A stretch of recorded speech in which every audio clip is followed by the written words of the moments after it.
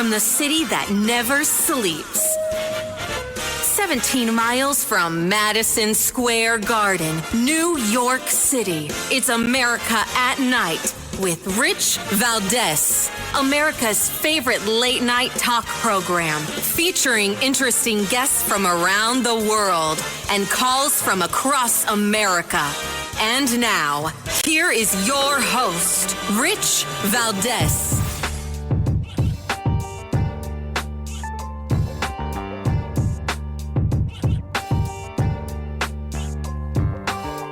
Hi there, good evening, and what's up, America? I am Rich Valdés, Valdés with an S, at Rich Valdés on all of the social media. Happy Friday, and I'm so happy and blessed to be here. Check it out if you want to join us on our late-night national town hall conversation with me, Rich Valdés. Give me a call, 833-482-5337, 833-4-VALDÉS. Today was one of those Fridays that wasn't slow. Yesterday, too, a lot of news. There was so much stuff. And again, it wasn't huge, major, like national news because, Congress is not in session, so they generate a lot of news. And El Trompito was overseas and just getting back. So, that news was kind of contained to that. But other stuff, right? The stuff that the media, kind of fills in the gap. Stuff that I like, to be frank with you, to not get too fatigued over all of the crazy that's going on in America because these algorithms, they get, I don't know, worse and worse or better and better. But you start scrolling and you just end up in these little rabbit holes. It's like, oh my gosh, what's going on here? But I saw something today, and this was wild. It was a Democrat from Maine, and I'll play the cut for you a little bit later. But this Democrat from Maine, he's a state person. What do they call it? State representative. And he was saying, I'm a Democrat, and today I voted yes on a ban to prevent child porn being created by AI. And he said, I thought whether it was fake or real child porn is bad altogether. So I figured, yes, I support the ban. And he said so many of my Democrat colleagues did not. And I was really kind of taken aback by this because right away I think, well, then who stands to benefit in Maine or anywhere else? But this was specifically in Maine, where the people that are supposed to be in charge of protecting children are not. They're not there. They're checked out. They're actually voting against. So, what I do all the time, right? I try to put myself as if I had to argue for the other side to see, well, where's the common ground we could find? So I said, if I was this guy's lawyer, what would I say? Well, I'd say, you know what? If I want to make AI child porn, or you or my client or whomever, and this is a free country, then who am I to stop you from doing that? Who am I? Maybe the law, right? Because I think the law prevents regular porn, let alone AI porn, especially when it comes to child porn. And I agree with this Democrat. It's bad altogether. Everybody should be rejecting child porn. Punto y final, period, the end. And just as astounded as he was, I am right now as well. Now, not like, oh my gosh, I can't believe it. More like, oh my gosh, I'm so disappointed. Oh my gosh, it's getting worse. I can believe it because I know that there are people that actively look out for this type of behavior. But what are we going to do? Listen to this. Well, that was interesting. Just got out of Ledge Council today, where I'm in Augusta. We were voting on bills for the second session, and about 80 plus new bills got introduced. I would say probably 90% of them Democrat bills that aren't going to be helpful to the state of Maine. But the one that really blew my mind was a bill sponsored by a Democrat that would prohibit child pornography created by AI. And of course, even though a Democrat sponsored that bill, I voted yes for it because I think child pornography is absolutely disgusting, no matter how it's created. Unfortunately, that bill failed to get entered into the second session because the majority of Democrats voted against letting that bill in, even though it was sponsored by a Democrat. I don't understand the reasoning why you would not want to go against child pornography, but that actually happened today. So doesn't really leave me with a lot of optimism for the second session. That's what happened today, folks. That is what happened today, folks. And, you know, my initial reaction to that was, there's another MAGA Republican in the making, right? Because this populist movement that we call MAGA, that we, you know, once called the Tea Party in many ways, many are in it for conservative reasons, and many people's conservative reasons are different, right? Some people's are pro-liberty. They are more libertarian. Others are more constitutionalist. Some are just common sense, and they end up over here because we're the ones fighting for free speech and freedom of heterodoxy and things like that. And as much as I support heterodoxical freedom, I can't support something like this, and neither could this guy. So kudos to him, and forgive me for not having his name, but we'll come up with it, and I'll make an editorial note later and let you know who that state representative was. But, man, it is very disconcerting to know that people are selling out on every level. It's not just campaigns and elections that people are selling out on, or, you know, back in the days, like when we had the cafe standards, people were selling out on people's lives because it was easier to build these cars a certain way, making them more dangerous. As long as, you know, not 1 million people died, just, you know, a couple 100,000, then we're okay. That amount of deaths was okay in the name of making things more fuel efficient, safer, this, that, and whatever, or, you know, safer for the environment, the ecosystem, you know, not necessarily humanity. Wow. Right? So that stuff is drip, drip, drip. It's all, we've been hearing it forever. But now we're compromising our children.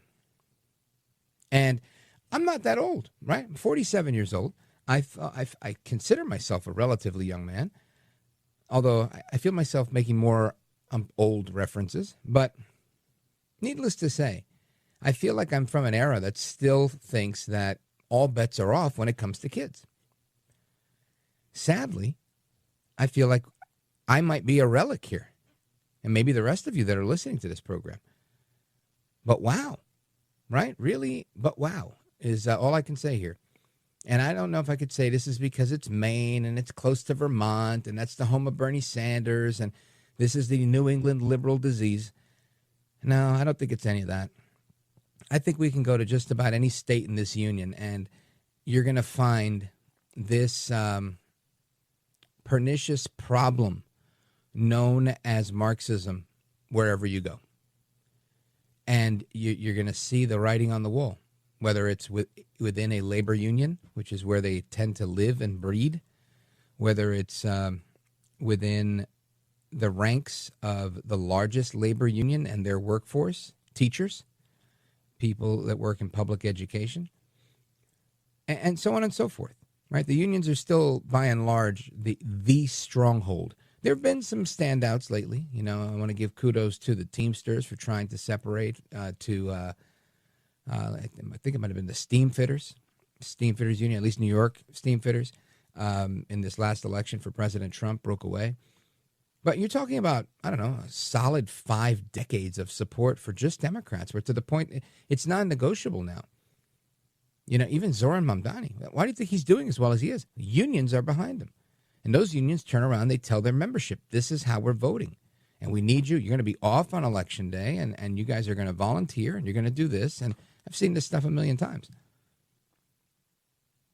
And, you know, just to go off on a quick tangent, 30 seconds, bear with me. This morning, I gave my brother a ride to the airport, going to visit my nephew in Tennessee. Shout out to the Tennessee State Patrol, the Highway Police. And the conversation was about the various elections, the election in New Jersey, the election for mayor in New York City. And we just got into, a lot of stuff where, you know, he was just saying, look, it's not a Democrat-Republican thing. And, you know, all of us, I think, have had this conversation at some point. And it's not a uniparty, but it's really a power versus those that don't have as much power. I don't want to say you're weak because I think there's a lot of power when you coalesce. And I think that's why you're seeing people rebound the way they are. Jack Ciattarelli, rebounding, lovely, doing well. He's got so much momentum. I think right now there's a momentum measurement on one of the polls, and they had this woman, I forget her name, Mikey Sherrill, had her at 86% in terms of momentum, and him at 91%. I don't know how they measure that, but I guess it's like voter enthusiasm about the candidate. This is good news, right? You also see Curtis Sliwa doing the same thing in New York, despite, the elite, the fearful, I'm going to say, right? Those that are afraid to, like my mother used to say, no hacen ni dejan hacer. They don't do, nor do they let you do. Right? And there's some people like that. They will criticize and get in your way and stop you, people that have means, but they won't do it themselves either. And we're seeing that in New York, right? You're seeing this Ackman fellow and others. So shame on all of you, Mr. Ackman, your acolytes, that wanted to run for office or want to have such a serious say on who's running for office when you don't do it yourself. I think if you're not doing it yourself, you don't really get to complain that much. I mean, you can. It's a free country, but I don't know if that many people are going to listen. Anyway, I want to switch gears. I want to talk about true crime. I want to spend some time on true crime. On Fridays, I like to get into different things, and we're doing a lot of true crime tonight. So we're going to hear about what's going on with this one case in California. And let me tell you, this one is a doozy. Keep it locked right here. This is America at Night with Rich Valdés.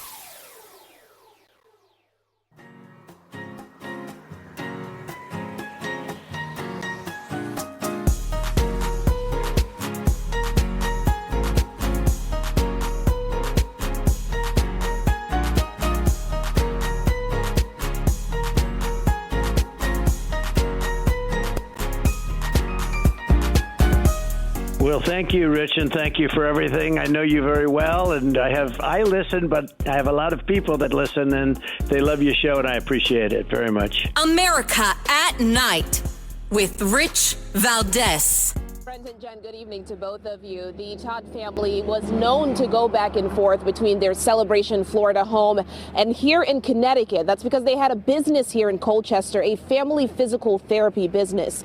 Relatives and loved ones, they grew worried when the family and the communication with them all went dark. Authorities in Florida confirming details many had feared for days now.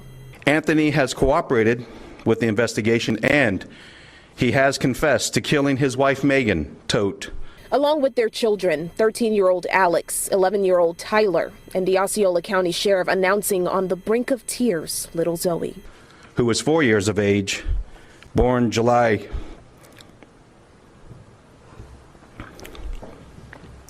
23rd, 2015. And the family dog as well. The family had been missing for weeks. Florida officials say a family member requested a well-being check back on December 29th. She had been told that they all had the flu, and she had not heard from them in 2 days. But he says deputies did not notice any suspicious activity at the home. And then the sheriff says it was not uncommon for the family to travel because of their business in Connecticut. But on Monday, federal agents contacted the sheriff's office for assistance to serve Anthony Todd a warrant for an investigation.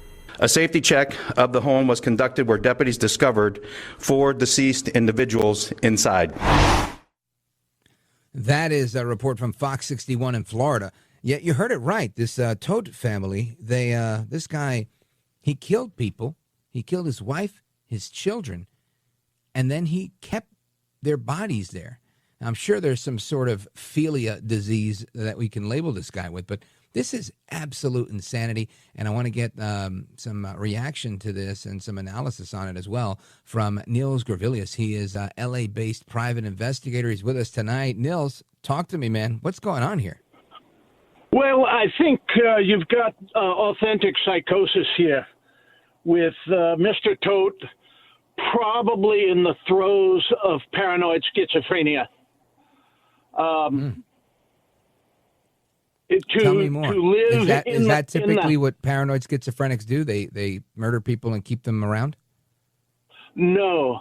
But when somebody murders people and keeps them around, it often points toward paranoid schizophrenia, unless they're eating them or doing something else. There's no indicator of a paraphilia or perversion involved here. What I believe is that the father went over into paranoid schizophrenia, and the cause of that is going to be curious, and I'll tell you why. okay? Paranoid schizophrenia, when it is organically occurring, meaning occurring naturally, typically sets in a male somewhere between age 16 and age 26 at the latest. And this man had no prior diagnosis that anyone is aware of psychosis, paranoid schizophrenia, schizoaffective disorder, anything like that. And so for a man at his age 50, to suddenly manifest this is typically pointing toward cannabis psychosis. There are people with a family predisposition toward paranoid schizophrenia. They indulge in high concentrate THC vape or this hybrid organic green cannabis, and it pushes them over into paranoid schizophrenia or schizoaffective disorder. In this case, I'm going to say paranoid schizophrenia. Wow. So now, is it your thinking that this paranoid schizophrenia is the result of the high THC marijuana content? It's a result of that, or it was kind of like latent because there was family history and the onset was brought about by it? I think the former, but I don't have enough evidence to prove it. I would be very curious to see if he was a user of cannabis. There's probably a family history here. What's curious to me is he was always normal prior thereto. This is a man with no history of bizarre violence, of irrational aggression, of criminal behavior, of moral turpitude, and suddenly he wipes out his entire family and then lives among the corpses. That is psychosis. When he was contacted by the sheriffs, he initially attributed the death of everyone to his wife and believed that his wife had killed them all. Wow. That's crazy. Now, based on your experience in this field, have you seen this type of thing happen before? Yes, I have. I'm going to give you two very recent instances. You remember a few weeks ago, a former Marine invaded, shot up, and lit on fire a Mormon church in Michigan? Oh, yeah. Okay. That may very well have been paranoid schizophrenia as well, cannabis psychosis. He was a man who was fully functional in the Marine Corps. He did 4 years. He did a combat tour in Iraq. He was honorably discharged. Now, subsequent to the Marine Corps, he had a documented history of drug use that his family remarked upon. Okay. Now, wow. He's not Nils, around. Hang on right there. We got to take a commercial break right here, but we're going to come right back and discuss your book. Folks, we're coming right back with Nils Grevillius and me, Rich Valdés. Don't go anywhere.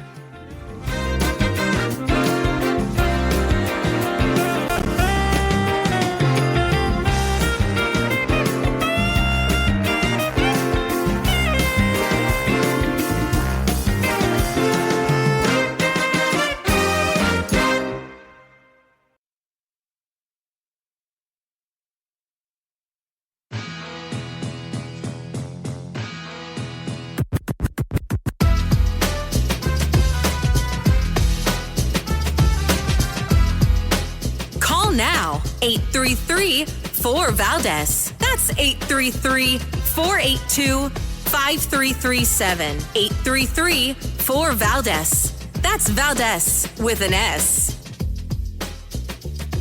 All right, amigos, welcome back. We're on with Nils Grevillius, the author of The Last Lawman. And Nils, I want you to tell us a little bit about your book and how people can get it. Well, my book will be available in June of 2026 on Post Hill Press. It'll be sold where all fine books are sold. It's a true-to-life professional memoir about my life as a private detective in Los Angeles, my time in the Pinkerton service, picking up bail fugitives for a couple of different bondsmen around Los Angeles and also in northern Mexico and various other places. Operating internationally as a private detective. It's a good book. I look forward to presenting it to your audience. Outstanding. Now, tell me the website where people can learn more about the work that you're doing right now. It's GrevilliusPI.com, or people can follow me on X, formerly Twitter, at Detective Nils. That's like the plural of nothing, Nils. My name is Nils Grevillius. Mr. Valdés. Thank you, sir. I appreciate it. I'm looking forward to hearing more about the book and discussing it when it comes out. Folks, check out the website, GrevilliusPI.com. GrevilliusPI.com. Nils Grevillius, thank you for sharing. Excellent assessment on that case. Looking forward to having more chats in the future. I appreciate it. And amigos, I want to switch gears and get into a little bit about what has been going on with crime. You know, this is a perfect segue for that. There's been so much discussion about crime. And interestingly, there was this one guy, I think he was out in California, that decided to make a video confronting people that were, you know, stealing, looting, and in particular, illegal immigrants. And what's interesting about this is that it's really, he himself is a legal immigrant. All right, you know what? Let's go to commercial. This is America at Night with Rich Valdés.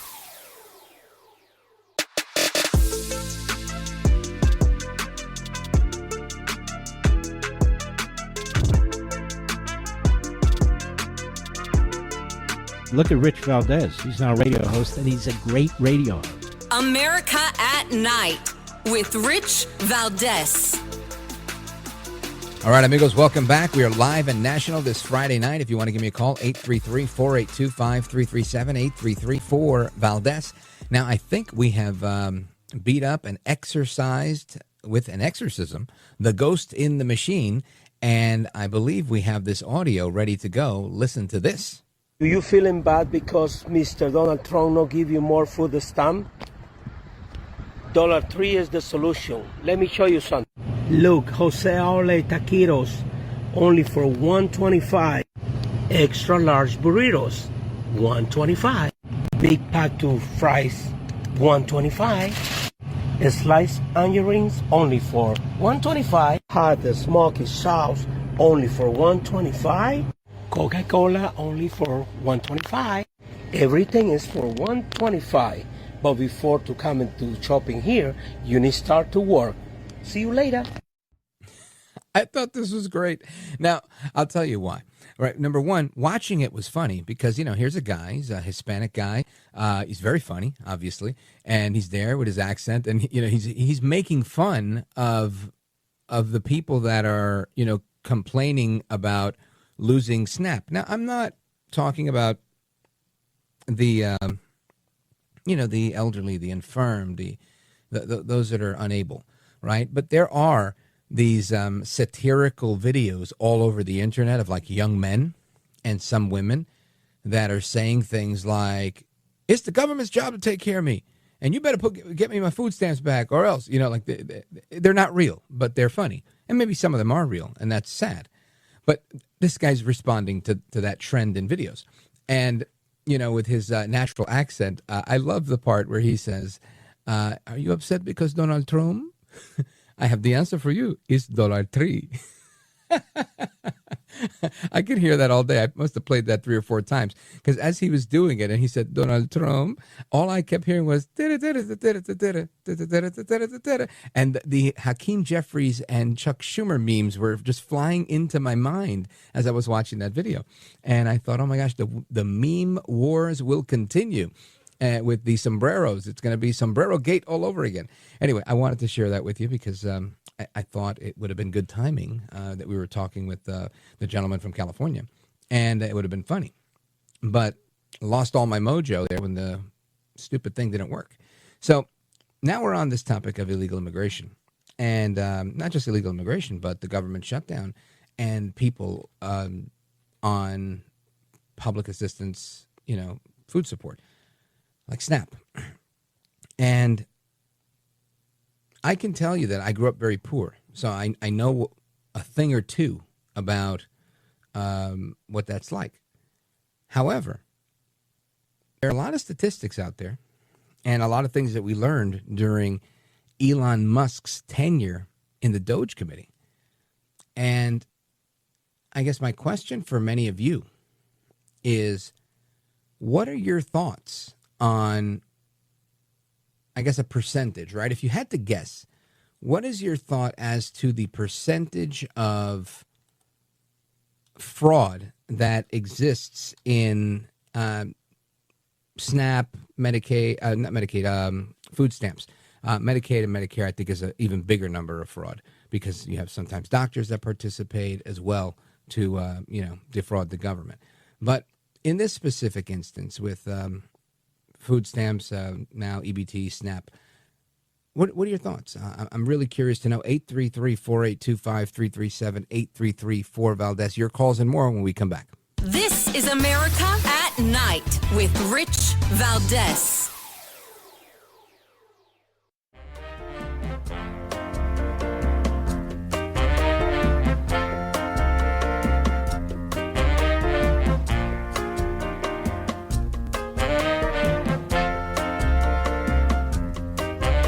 After the guest leaves every night and we're doing open phones, kind of at the heartbeat of America. And you sit there in this radio studio and suddenly you hear voices. Mobile, Dallas, New York, Miami. And there's kind of a conglomeration of America all in one room. Call now, 833-4-Valdés. That's 833-482-5337. 833-4-Valdés. That's Valdés with an S.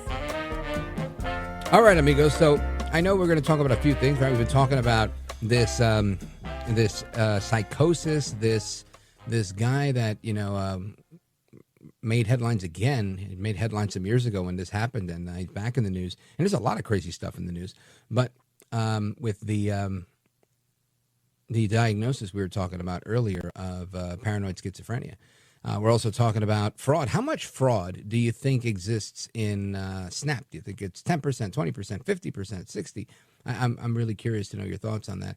And, of course, anything else you want to bring to the table, Open Phone America, this is your turn to bring it up, and I'm happy to talk about it. Let us hit the phones, 833-482-5337. I want to go to Evansville, Indiana, WGBF, and check in with John. John, go right ahead. You're on with Rich Valdés.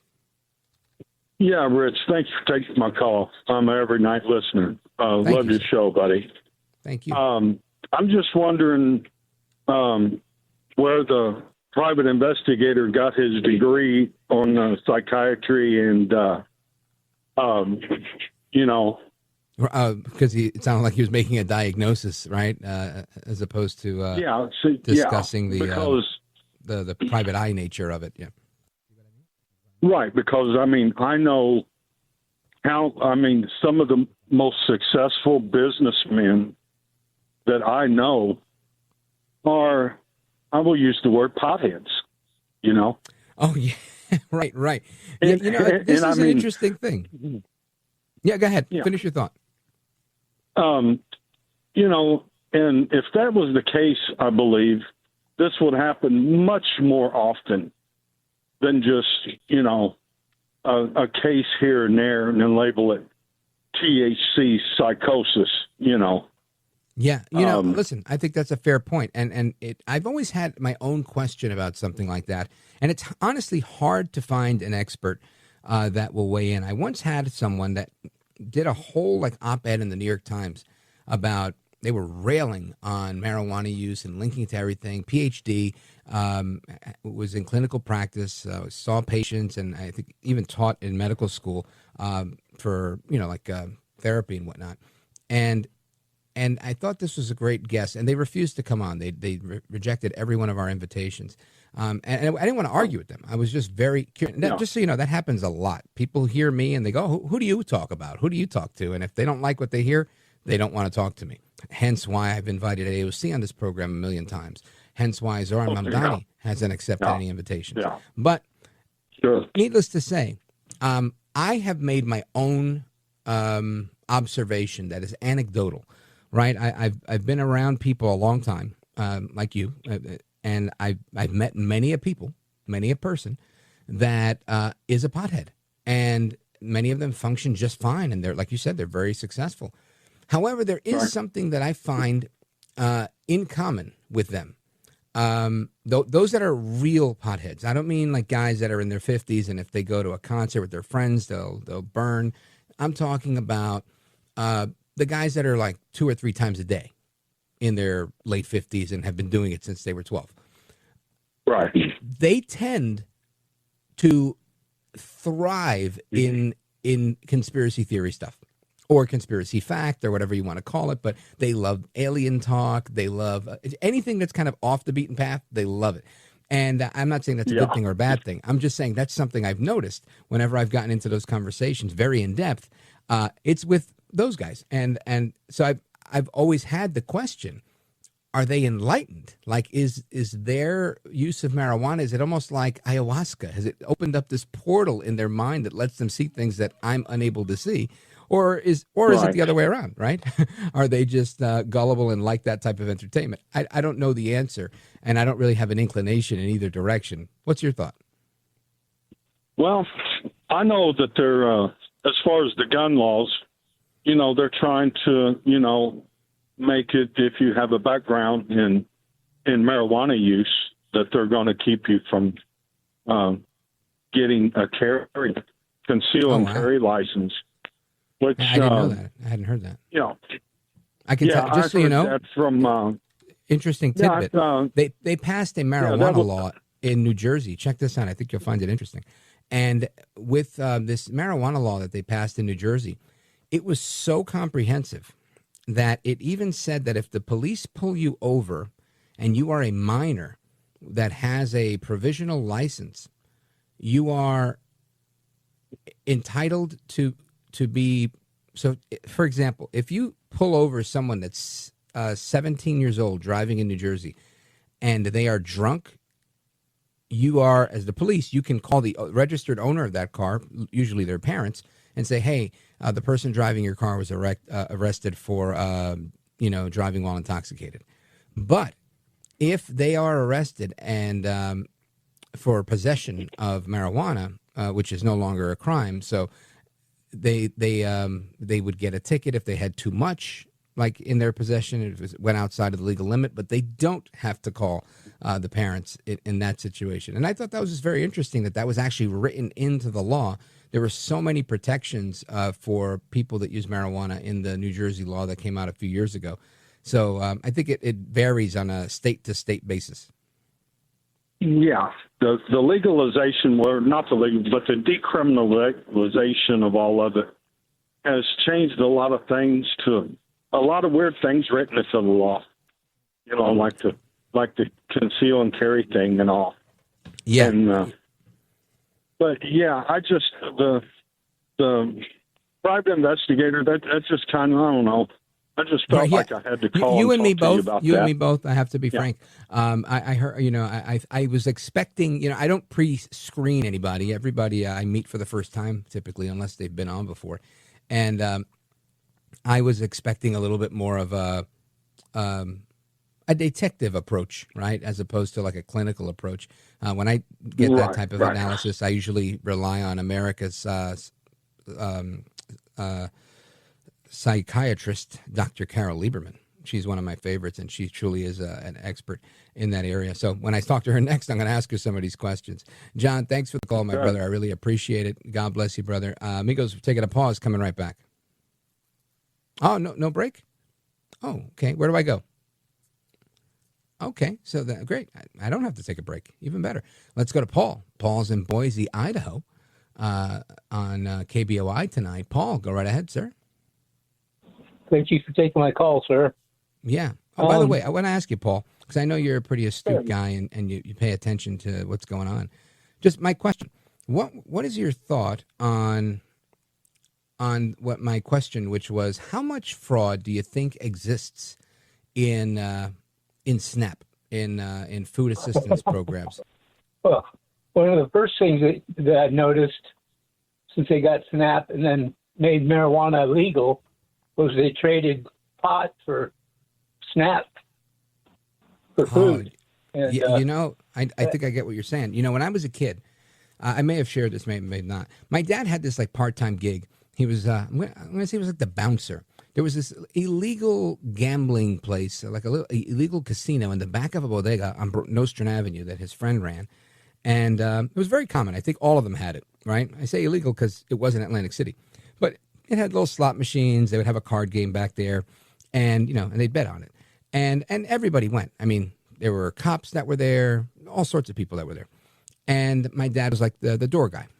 And I remember oftentimes that they would pay him like in cash. And there were times where they would give him these white dollar bills that had numbers on them. And I was like, that's not money. And he was like, no, these are food stamps. And I was like, oh. And he was like, yeah, the guy pays me in food stamps.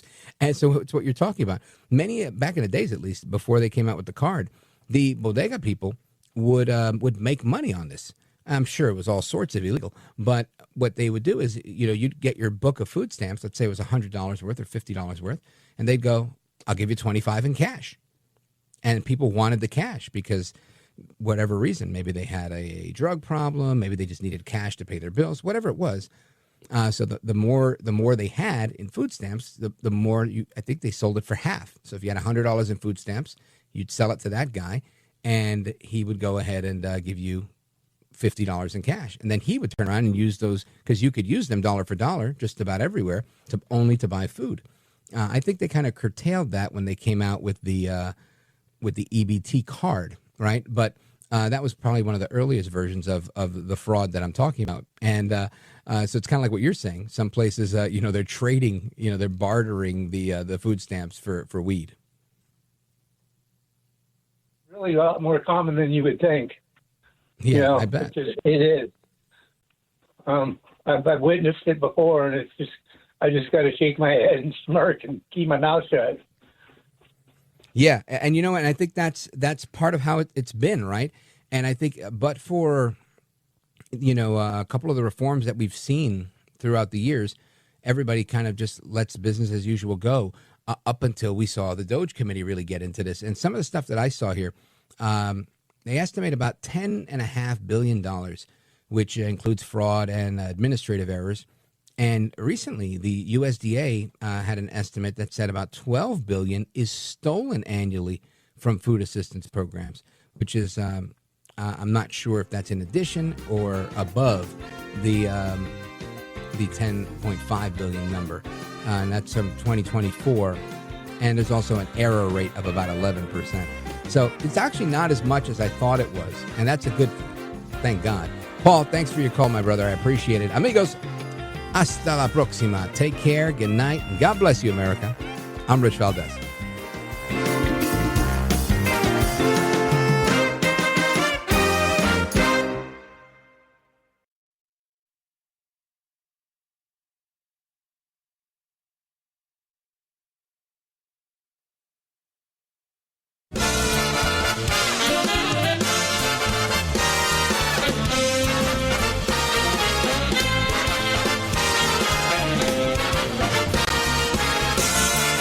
Live from the city that never sleeps. 17 miles from Madison Square Garden, New York City. It's America at Night with Rich Valdés, America's favorite late night talk program, featuring interesting guests from around the world and calls from across America. And now, here is your host, Rich Valdés.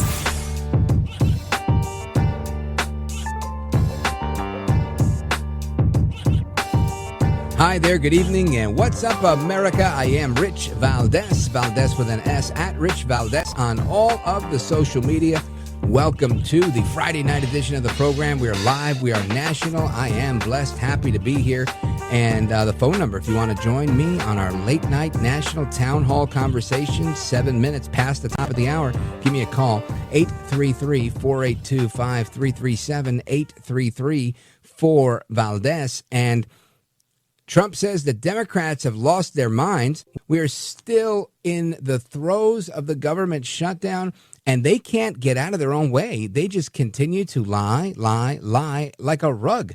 I mean, it's to the point where the media keeps calling them out. I mean, good on the media. I've never thought I was going to compliment CNN and those on CNBC and other networks are just calling out Hakeem Jeffries and other Democrats when they're on TV and saying, well, you know, you did vote for this same CR in the past. And in the past, you said you had to open up the government and then negotiate. What's different this time around? Ruben Gallego was on with one of the CNN anchors, and his response was, oh, that's an easy one. Donald Trump. Donald Trump is the difference. Donald Trump is a game changer. All bets are off. Donald Trump.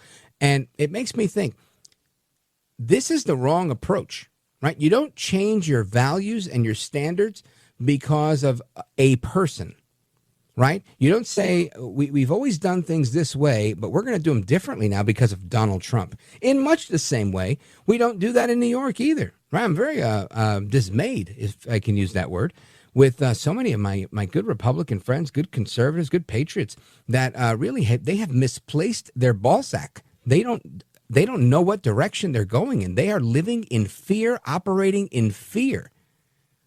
I can tell you this. I've never been in a foxhole. I've never flown an airplane. I've never been in war. But I can only imagine that those are scary situations. But I can also only imagine and speculate that they're driven by something larger than fear in that moment. Commitment, their desire to see their family, their desire to survive. It can't just be fear that makes you operate. And that's what's happening in New York. People are so afraid of Zoran Mamdani. So afraid. They weren't afraid of him when he threw his hat in the ring and he was running against Andrew Cuomo. And if there's anyone to blame at all, it's Andrew Cuomo. And honestly, if we want to give Cuomo a pass, because I know so many of you guys like him, then let's put the blame on the guy who was in office, right? The sitting Democrat, the sitting mayor, the guy who had the power of incumbency, Eric Adams. But Eric Adams couldn't get out of his own way. He absolutely had to. He had to hire all these bad people because his judgment is so impaired. People that ended up getting indicted. He had to make all of these missteps, so much so that even his friends, the Democrats, couldn't reelect him, that he couldn't get more than 8% in a poll. And let's say you take my philosophy that the poll was fake. If it was fake, then why'd he drop out? He couldn't get the campaign board to approve his matching funds. Now, he could make the case and say they were all out to get him, yes. But guess what? When you have the power of the purse, the power of the bully pulpit, you've got some power. The incumbency brings power. He could get in front of, any camera he wanted to get in front of. Few people were going to turn down the mayor of the city of New York. And he never had a positive message that could turn his campaign around. Why? He just wasn't the guy for the job. So if we're going to lay Zoran Mamdani at anybody's feet, it's at his. Because he didn't do anything to defeat Zoran. Then comes Andrew Cuomo, who runs against him and decides, I'm not even going to run a campaign and I'll beat this kid. And then he gets spanked. Zoran beats him by 13 points. Cuomo is now forced to answer in a debate. Why did you lose if you were the former governor of this state? And he says, in so many words, that he didn't take it very seriously. He didn't campaign hard enough. He needed to do more. Yeah, duh, you think? Some kid that's never had a job before the job he has right now? So he's 34 years old and until 30 didn't have a job besides working for his mother as an actor and a rapper. That is who beat Cuomo. And people are like, we got to put Cuomo in. He's our only chance. He's our only chance. So instead of beating right now, I would say that there's probably 50 Zoran Mamdanis all over the city. And one that's running. They want to let that stuff fester by allowing Cuomo 4 years to produce more Mamdanis. Isn't that brilliant? Who's in charge of doing the math here when they say the math isn't mathing for Curtis Sliwa? Listen, I don't care if you have the spit in your mouth a cup of water, or a fire hose. Use what you have to put out the fire. Do not pour gasoline on the fire. Andrew Cuomo is gasoline to the fire. And the fire is Zoran Mamdani. It's that simple. You can fight the fire or you can make it worse. What are you going to do? We definitely have to pay attention. We have to grow a proverbial set of balls and do what is necessary. And Curtis Lewa had it right when he went on the Fox News channel and told people this isn't going to be on him. Of course it's not going to be on him. This is a guy who's run for office one time, 2021. There was a primary in that election. So if you want to count that, it's not a second run. It's the same one run. He ran against 4 or 5 other guys. He beat them all, and he won. He went on to get beat by Eric Adams. Got it. He threw his hat in the ring again when Cuomo could have ran as a Republican, when any Republican anywhere could have ran. They could have moved to New York, said, I got a house in New York, I'm going to run. Nobody was going to challenge that, really. They would have called him a carpetbagger for about 5 minutes. Nobody did it. Where was Mr. Ackerman at that time? Where were the people in media that are chiming in, like the editorial board at the New York Post? How come none of them decided to run for mayor? Right? I mean, everybody has something to say, and the answer, they're in their infinite wisdom, telling the fighter to stop fighting. Hey, how's that? Curtis is throwing his spit, his cup of water, his gallon bucket, and his fire hose when he has one. He's given it everything he's got. And they're saying, no, we don't need you to fight this fire. Let us pour some gasoline on it, because before it becomes a huge inferno, the gasoline will sort of subdue those flames, and it'll look like that fire is going out until it really just goes and it becomes a blazing inferno. What a sad day. Listen to Curtis Lewa on the Fox News channel. What do you say to the New Yorkers who say, this is serious, and if you're not going to win, you could be hurting the ability to prevent Zoran Mamdani from becoming mayor? Well, Brett Baer, that's the Democratic Party problem. They've allowed the socialists to take over their party. And Andrew Cuomo, as we all know, admitted he ran a lousy campaign in the primary. He was 40 points ahead of Zoran Mamdani. 40 points ahead 3 months before the end of the primary, and he lost by 13 points. He's not running an aggressive campaign. The New York Post reported that he was off the campaign trail for 10 days since Labor Day. If you want to beat Zoran Mamdani, you have to be in the streets. I'm the only candidate in the subways, which millions of people ride each day. And you have to micro-target and have a get-out-the-vote effort, which I've had for 3 months. The micro-targeting tells me that with this initial surge of early voting, I actually have more people coming out than came out with the great election results that President Donald Trump had in 2024 here. It's all about getting your vote out. You get your vote out in early voting, and on Election Day, you win the election.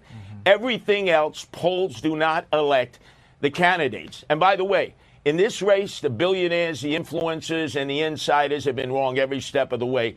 I trust the people to make the decision. One person, one vote. That's Curtis Lewa. I can't argue much of what he said, except for the part about getting more than Trump did in early voting. I don't know what Trump got in early voting. I know Trump did, I think it was something like 700,000 or 800,000 votes in New York City. So we'll see how that goes. I'll hold him to it. But everything else he said there it's not an opinion. It was a fact. All fact. One person, one vote. Let the people decide. I'll be right back. This is America at Night with Rich Valdés.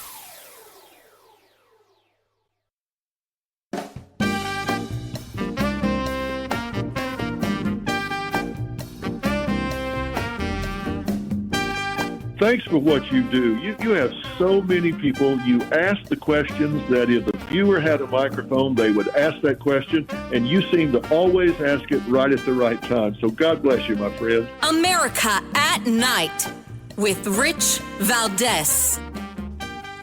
All right, amigos, welcome back. It's Rich Valdés, live and national this Friday night, Halloween night, and the ghouls and goblins have definitely been out. What a wild hour of radio it's been so far, with just crazy, unexpected things happening. But I if you were around, or you might hear it in a little bit, the conversation I was having earlier about a case. It was a legal case, and I was totally thrown off because I was speaking with a professional private investigator, a licensed private detective. And we got into the conversation, and the answer I got, I would have thought I was talking to Dr. Carole Lieberman. When he said, I think he did it, I was thinking I was going to get like motive. Instead, I got a diagnosis. And the diagnosis was paranoid schizophrenia induced by THC. I was so thrown off of my game here because I thought, hold on a second. Did I make a mistake here? Is this guy a doctor? Is he a psychiatrist? I didn't know what to do. Honestly, I was like, hold on. Maybe I messed this up. I thought I was talking to Dr. Carole about those things. So anyway, I did not make a mistake. I am talking to Dr. Carole tonight about things like that. And I guess we just went in the wrong direction with that conversation. So forgive me. And thanks for the caller for helping me realize I was not crazy. It wasn't just me. But I want to come to America's psychiatrist, Dr. Carole Lieberman, to talk about a case.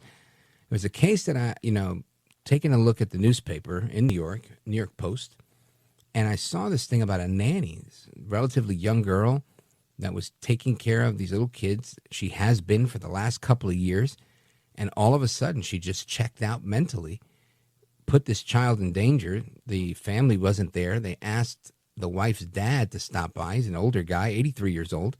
He stops by to check on his granddaughter, and he's attacked. And it just gets more wild from there. Listen to this.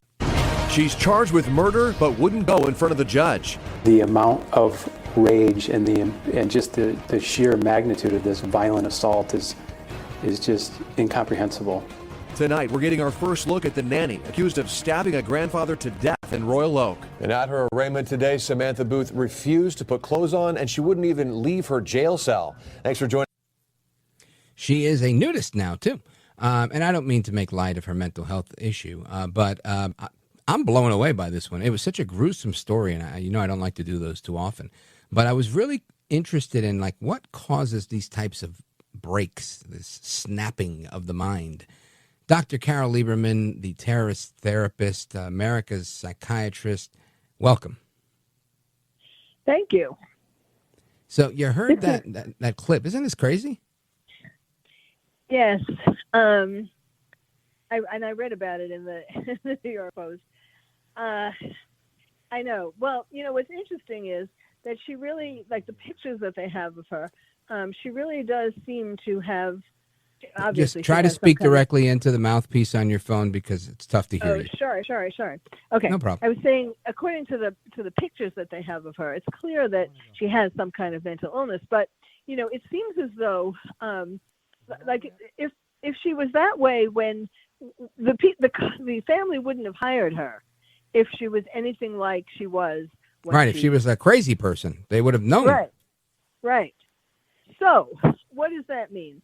It means that, she might well have some kind of underlying psychotic disorder. Probably she does. But it also indicates that she may well have taken some kind of drug the night that she, erupted at the grandfather. So drugs can do this type of thing, obviously. Well, yes, and especially a drug on top of some kind of underlying psychosis. But what's interesting is that she's continuing to be crazy. She's continuing to act crazy, in single quotes, by being nude and using that as a way to not come to the court and all of that. So it's possible that she took some kind of drug that had some kind of long-lasting effects or permanent effects, or clearly if it was just, or if it was a psychotic illness underneath, and she's not getting medication yet, which it seems like she isn't, because she's not really letting anyone get near her, it seems, then that could explain it too, although it is rare to have a psychotic break of this magnitude and then to have that continue. There has to be more to the story. maybe So, some let me kind ask. of trauma that she had that whatever Right. caused the psychotic break to come out now. I mean, obviously, if she took some drug, that would be something that would not only be make her psychotic because of the drug, but also exacerbate whatever underlying psychosis she had. Yeah. Now, when people go nuts like this, and forgive my use of the word nuts, Yeah. but when people have a psychotic break like this, you're saying it's kind of episodic. It's like, oh my gosh, I lost it. I killed these people. And then they come back and they're like, oh my God, what did I do? Well, sometimes, but it depends. They can't just sort of snap out of a psychotic break on their own, without getting some kind of treatment, without getting some antipsychotic medication. So then she might still be in it. So yes. Now she was she was in her 30s, I believe. Yeah, How relatively old was young. I think under 35. And so that would be a little old for the first schizophrenic break. But again, if there's a drug, it could be a first episode of bipolar, manic depressive illness. That typically happens in the 30s. Doc, let me ask a question, just a follow up on that point, because like I said earlier, I was talking with a guest who was a private investigator, and he suggested that he'd seen this before, and it looked like, not in this case, in a different case, where a guy, you're probably familiar with that case too, a guy in California who killed his wife and his kids and then stayed in the hotel with them, like he enjoyed the rest of his vacation with their corpses. And I said, why would he do that? And my question was really towards motive, like from the detective point of view. But his answer was paranoid schizophrenia, and his estimation, based on his experience, was because of THC. And I was thinking, I've never heard of such a thing. Is that a thing? People who smoke too much pot, they go nuts like that? Well, okay, but this is what happens. Yes, it's an interesting. People think that pot is harmless, or it's just fun, or it's just it's. Doc, this sounds important. Hold that thought, because I want people to hear this, because it sounds very interesting to me. Folks, we're coming right back with Dr. Carole Lieberman. She's going to talk to us about THC and its involvement with paranoid schizophrenia and other types of psychosis.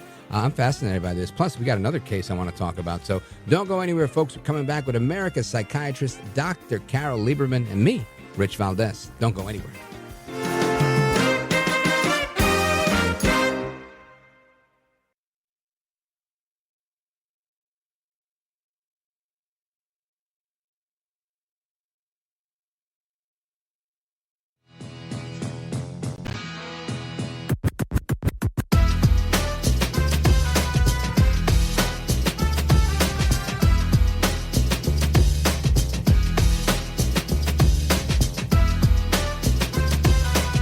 The best guests, the best opinions. This is America at Night with Rich Valdés. All right, amigos, welcome back. I left you on a cliffhanger. We're on with the one, the only Dr. Carole Lieberman, America's psychiatrist. You've seen her on Court TV, and she is an OG in this game for real. And my question to her was the one that was posed by the earlier guest, who talked to us about paranoid schizophrenia induced by long-term use of THC, of marijuana. And my question to Dr. Carole is that a thing? And she started with, a lot of people don't realize it's not as harmless. And I said, oh boy, hold on a second. People, turn up the volume, because I know there's a lot of people interested in this topic. Dr. Carole, the floor is yours. Yes, it's especially relevant nowadays because apparently it has gone to the White House as far as whether they're going to make THC legal, in all states. Right. And that would be a disaster. It's bad enough that it is legal in a lot of states as it is. But getting to the, this underlying reasons for all this, they have found in genetic studies, and I have seen in my practice, that people who take THC, just recreationally, not necessarily, I'm not talking about addicts, although Right, that so not is daily wrong. use. Right, not necessarily daily use. It can, in fact, be a one-time use, like just you're at a party and they're passing around a joint, and you think, why not, and you take it, and then you go crazy. Because what it does is, this happens especially for people who have an underlying genetic predisposition to either schizophrenia or bipolar disorder. They don't know necessarily that they have this genetic predisposition. It could be an uncle, twice removed, or a cousin, or it's not necessarily a parent. And if you, on its own, even if you don't have these genetic predispositions, it can cause psychosis, or it can cause problems. But now, is it causing it, or is it exacerbating something that's already there?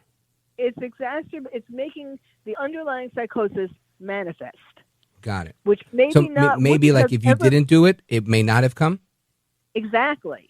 Oh, if wow. you didn't do it, you might never have known that you were, psychotic, or that you had this gene. Wow. That's wild. And yes, it is wild. From smoking pot. And so, it's not. And another problem is the same thing. People thinking it's, harmless. That's become like a new addiction. More people are becoming addicted to pot. For example, a lot of people take it at night to go to sleep, to help them go to sleep. Now, this world is crazy. It's horrible. There are all kinds of horrible things happening in the world, and one can understand not wanting to go to bed and have problems falling asleep because you're thinking about all the wars in the world and lots of things to think about. Mamdani, for example, you can, right. not be able to fall asleep just thinking of him. So it's understandable that people are having trouble relaxing, falling asleep, all of that, and they think, oh, well, I know, I'll just smoke a joint.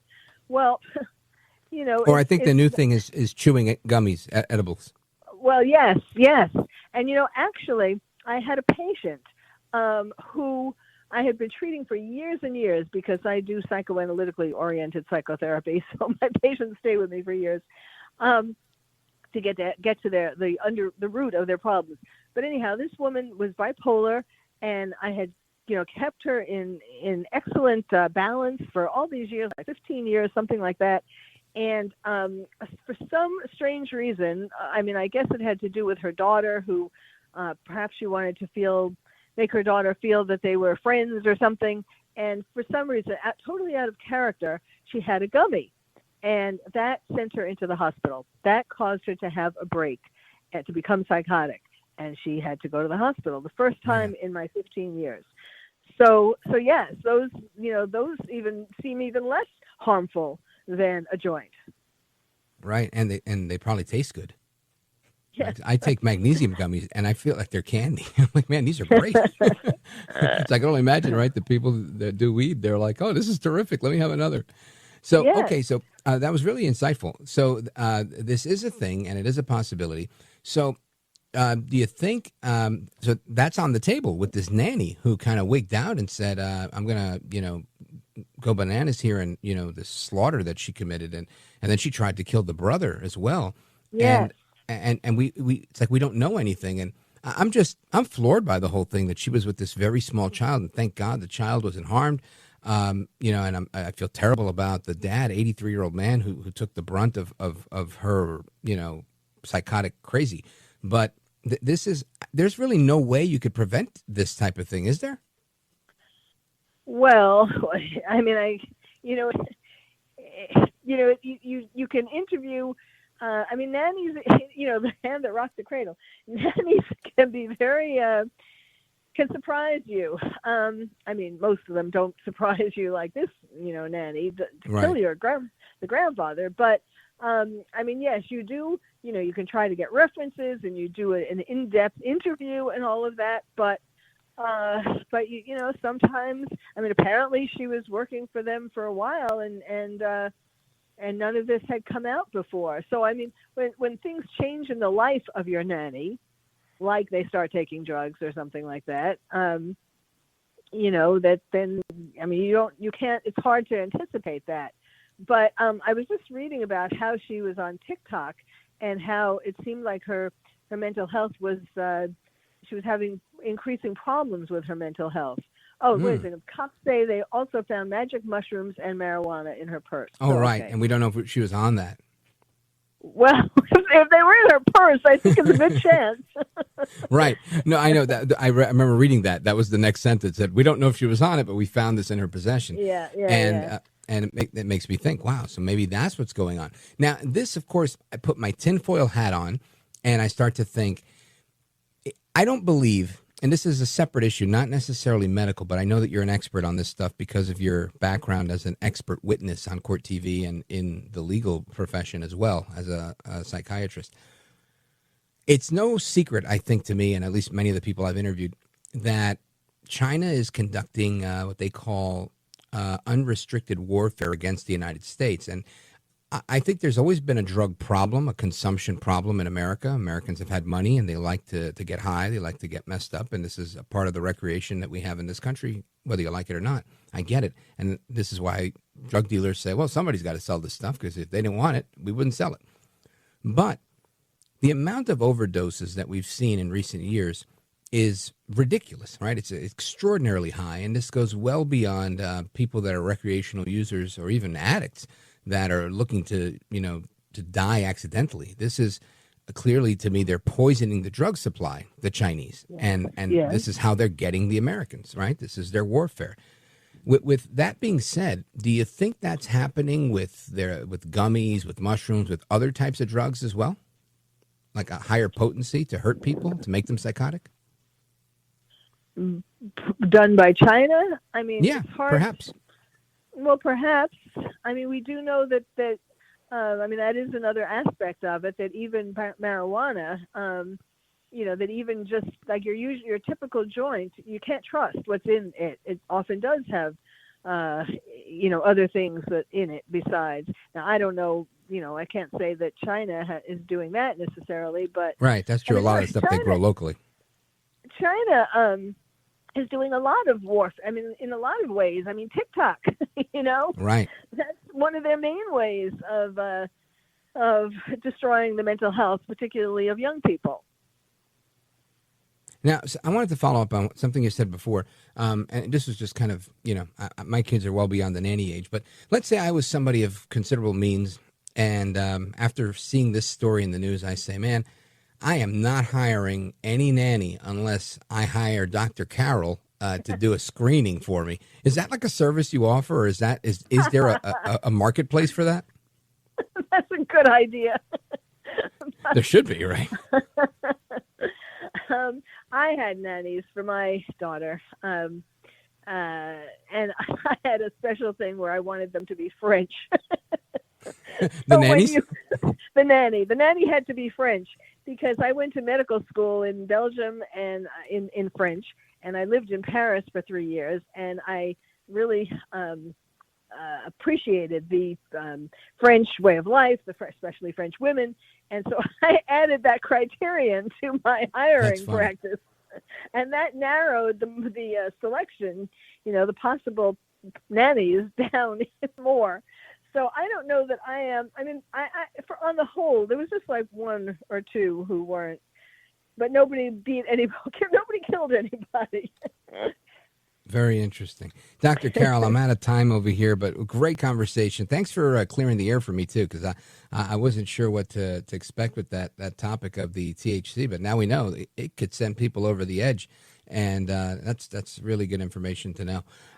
Let everybody know how they can find you and keep up to speed with the amazing work you're doing. Sure. I have several websites, but I think right now the most important is terroristtherapist.com.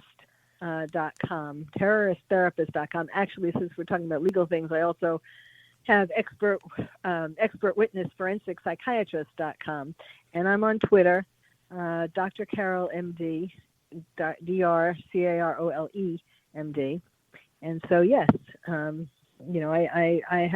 rant on Twitter, so it's entertaining. Well, definitely give her a follow, folks. Whenever she comes here, I jump on her couch, and she gets to shrink me a little bit, and we do it all together. Thank you, Dr. Carole Lieberman, for being here, America's psychiatrist. Godspeed to you, ma'am. Thank you. You bet. And amigos, your thoughts, calls, reactions, and everything else coming up. I see we got calls from Virginia, from Alabama, and more that are coming in right now. 833-482-5337, 833-4-Valdés. This is America at Night with Rich Valdés. Call now, 833-4-Valdés. That's 833-482-5337, 833-4-Valdés. That's Valdés with an S.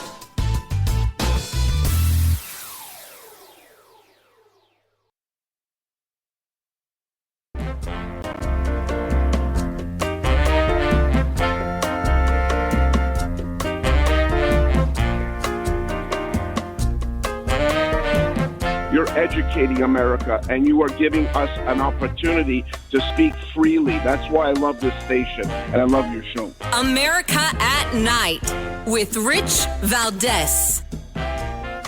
All right, amigos, welcome back. Rich Valdés keeping you company tonight. We got calls from, let's see, Utah, Michigan, Virginia, Alabama. Let's start in Alabama. He's been on hold the longest. Let's go to JW giving us a call from Docum, Alabama. 103.9 WDBT. Go right ahead, J-Dub. Tuma Star, my northern Latino freedom-loving brother from your southern brother. What's up, my man? I want to make a comment or a statement on this deal going on, the government shutdown and the SNAP and the food stamp debacle is going on and the power struggle, what it really comes down to. Look, man, when you give the government the power to feed you, they also have the power to starve you. That's why socialism, communism, never works. What say you, my brother? I'm with you, brother. This is what is ruining everything, literally everything, in my opinion. I am a McCarthyite in that aspect. I believe that communism and the veiled attempts at communism that you see everywhere, socialism, communism without the revolution, this is bad stuff. It's bad stuff, to put it in the most plain English I can. And there are now generations, I think, that have romanticized these revolutionaries to the point that they think they're cool. And I shared this a couple of weeks ago, or last week maybe. I went to the bodega, there's a small independent supermarket close to my house. It literally is a supermarket that looks like the supermarkets I used to go to when I was a kid. It's very old school, a lot of old equipment in there. And I guess it gives me a sense of nostalgia. But my point is, this kid was working the cashier. There's no automated check yourself out. It's 3 or 4 lanes of cashiers, and they're all young people. The guy only hires kids from the neighborhood and whatever. And the kid had this Che Guevara sweatshirt on. And I was like, you like Che? And he tells me, oh, yeah, I really like him. I said, oh, what do you like? What in particular, what do you like? And he went on to talk about, early in his career when he was on the motorcycle run and all that. And he was talking about a movie that was created about Che Guevara that was designed to romanticize him, to make young people fall in love with him, about how he was this young, professional student that, was there to fight against poverty. And, similar to Zoran Mamdani, what's your name? Affordability. What are you going to do? We're going to make New York City more affordable, right? Totally on message, like a robot. And it struck me that this romanticism, it continues with these revolutionaries. And that's what you're talking about. This socialism and Marxism, it's running amok. And we've got people that are, this is part of their sale. This is a wholesale attempt at getting people. The government must provide food stamps. The government must provide this. The government must. You're creating this government dependency and defending it. Right now, it's a social safety net. It's, the most vulnerable. I understand that. But when you make it an issue and you make it such an emotionally charged issue, it becomes something where people feel like, yeah, we have to fight for this. How dare the fascist Republicans shut down the government? And this is the Marxist revolution at work. And it's sad to see it happening. Thankfully, it's not happening the way they planned it. I see the Democrats doing a whole lot of gaslighting and most Americans going, hey, hold on a second. That's actually not how that goes. And by the way, I actually have to work. The government doesn't do anything for me but take my money. And thankfully, we're not there yet. But I think, a couple of more years and a couple of more believers that they create in these colleges and through movies like that Che Guevara movie, and you're going to have a warmer reception to socialism and communism. And that's sad to say, unless we get it in gear and start teaching about liberty in the free markets. J-Dub, thanks for the call, brother. I got to take a pause right here. Coming right back. Virginia, Michigan, Salt Lake City, Utah. Don't go anywhere. This is America at Night with Rich Valdés.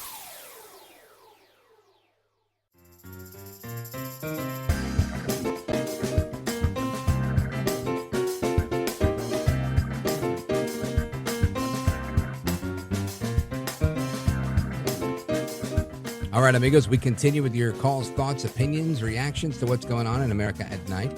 Let me see. Where do I go? We're going to John in Oaksville, Virginia, WMAL. Go right ahead, John. Rich, great show as usual. Thank you. Thanks for taking my call. Pleasure. My ears perked up when you were interviewing that author of the book about what I term marijuana poisoning. A friend of mine I've known since childhood, when Virginia legalized marijuana and it was unlimited personal use, you could grow all you want for yourself as long as you weren't selling it, right? He started growing all this really powerful stuff. It's much more powerful than it used to be in the 70s. And he started growing all this marijuana, and he got to the point where he's not smoking it a little bit. He was smoking it all day, every day. Well, after a couple years of that, he started getting these, paranoia. First he said one neighbor was shooting ray guns at his head and causing him pain in his brain. Then he said another neighbor was shooting ray guns at his head, and they started taping up all the little holes and imperfections in his, in the walls in his 100-year-old house, trying to stop all the rays from hitting his head.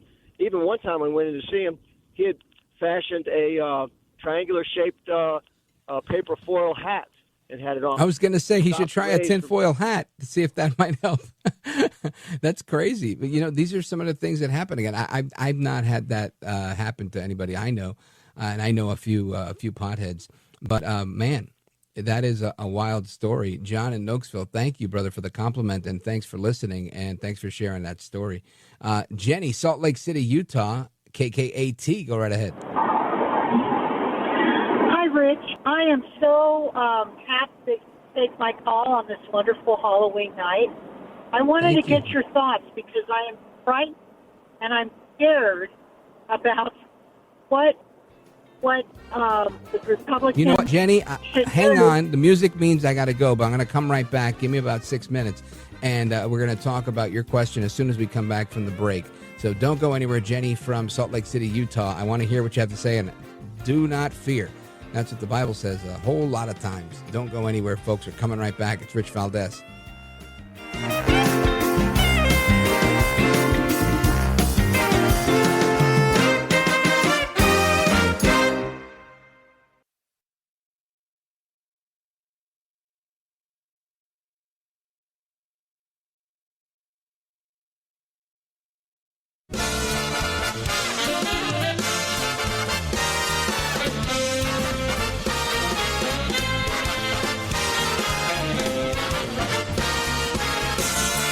Live from the city that never sleeps. 17 miles from Madison Square Garden, New York City. It's America at Night with Rich Valdés, America's favorite late-night talk program, featuring interesting guests from around the world and calls from across America. And now, here is your host, Rich Valdés.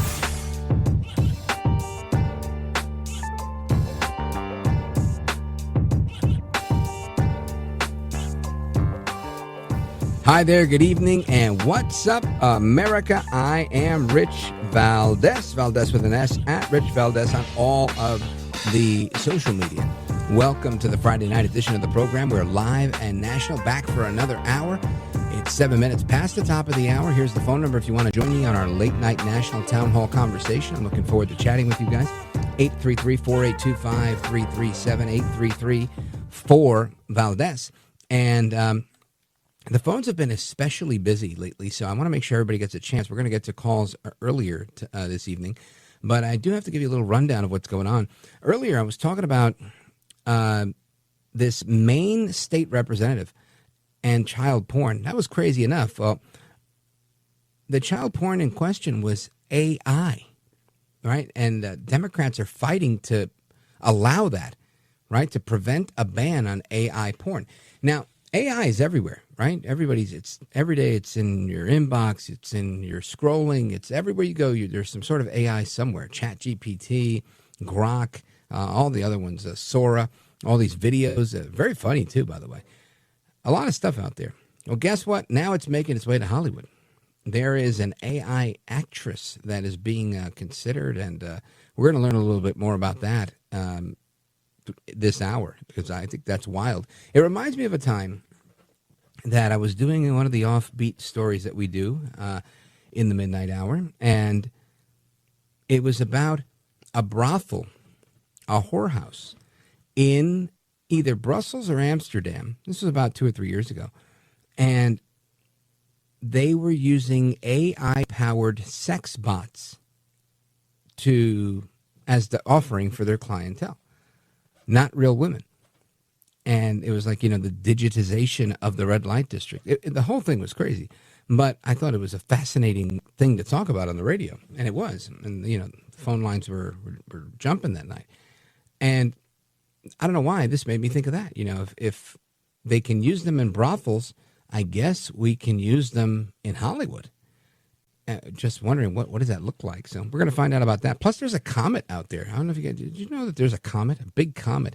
We're so busy talking about what's happening with Iran and their involvement with Hamas and Russia and Ukraine that sometimes we forget about what's going on when we look up. So we'll be talking about that this hour as well. Plus, your thoughts, your calls, your reaction to everything happening. And there was an article that I saw in the New York Post, and it said that New Yorkers are actually meaner, ruder. The New Jerseyans are meaner and ruder than New Yorkers. And I thought to myself, this is wild. Not that New Yorkers are rude. I don't necessarily think they're rude. I think they're curt. And I say they as we. But I moved from New York to New Jersey, and when I lived in Brooklyn, I was probably 10 or 12, 13 miles from Times Square, right, as a kid when I lived there. I moved to Jersey, and I live 3 to 4 miles away from Times Square, so in many ways closer to the city. And I think some people don't realize northern New Jersey, how much of a stone's throw, literally, it is from New York City. But anyway, I wonder, what Jersey are they talking about? Are they talking about Central Jersey, South Jersey? Can't be North Jersey, guys. All the North Jersey people are transplants from New York City. So I don't know the answer to that, but I'll share that story with you in a little bit, because I thought it was wild that this was the premise, right? That New Jersey is meaner or ruder or nastier, I forget the term, than New Yorkers. And again, it kind of caught me by surprise because I just thought it was an interesting thing. And I figured I would ask you guys, right, what your thoughts were with respect to that, if you've had any experience there, or basically what your experience is with rude people in general. I've had some people tell me they've been to Paris and they found the rudest people to be the rudest people in Europe to be the French. I happen to do business with some French guys, these 3 French brothers, and their dad, and these guys, sweetest guys ever, right? Just respectful, professional, just wonderful people. As my Jewish brethren would say, they're a mensch, right? Or they're menches. I don't know if I said that right. But good guys, as they would say in Puerto Rico. And this is the piece in the New York Post that I wanted to share with you. The headline is, wait, New Jersey is friendlier than New York? Oh, it's friendlier, forgive me. Forget about it. New Yorkers say, I've never met anyone nice from New Jersey.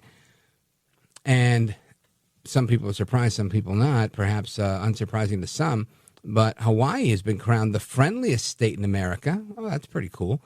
In a head-tilting move, New York was deemed the 3rd friendliest behind second-place finisher, New Jersey. Wow. Isn't that crazy? Hawaii, New Jersey, and New York are the friendliest places in America. I can't believe I'm reading this. I've never met anyone nice from New Jersey, says Keith Tolliver, 74 years old. He said it with a smile while passing through Penn Station this week. He was among those that the New York Post randomly polled about the scandalous finding from the travel site Journeyscape, which analyzed Reddit posts and the number of visitors that are coming from overseas. And I just thought that was just such an interesting thing, right? Who would have thunk it that that's actually the case? So I want to get your thoughts on this. And I also want to go back to our caller, Jenny. She's from Salt Lake City, Utah. She was on hold, and she had started talking about something, and the music played right when she was making her point, so I wanted to make sure she had a chance. Folks, the phone lines are open. We're going to do a couple of calls and then chat with our guest about the Comets and about the AI acting in Hollywood. But first, the phone number, 833-4-VALDEZ. Let's go to Jenny, Salt Lake City, Utah. Jenny, go right ahead. I'm sorry. Oh, no problem. I'm just glad that I was able to get through and to talk to you. I wanted to get your thoughts. I've been quite frightened and scared about this government shutdown. I know there's nothing I can personally do about it, but I wanted to get your thoughts about some ideas about what the Republicans can do or the president, because I'm really scared it's a big battle between the leftists and the non-leftists in this country. And I think, I think the Democrats are being the leftists within the Democratic Party are just being obstinate, and I feel like they just want a revolution and just take this place down. So I just wanted to maybe your ideas that you may want to share. I'll give you my thoughts and some encouragement. The people are in charge, Jenny, the people. This is a government of the people, for the people, by the people. Even if sometimes they try to subvert that. And in a government shutdown, you're really forced to be at the beck and call of the people. And I'll tell you why. You're right, I think, in your assessment, right? That you have the radicals on the left that are bullying their friends that would otherwise make a deal and say, let's open the government and make the deal after. Let's not hold the people hostage. Guess what? They don't care, because this is their political endgame is more important than the people they serve. Got it. That's the Democrats. Now, what Republicans can do, I think they're doing it.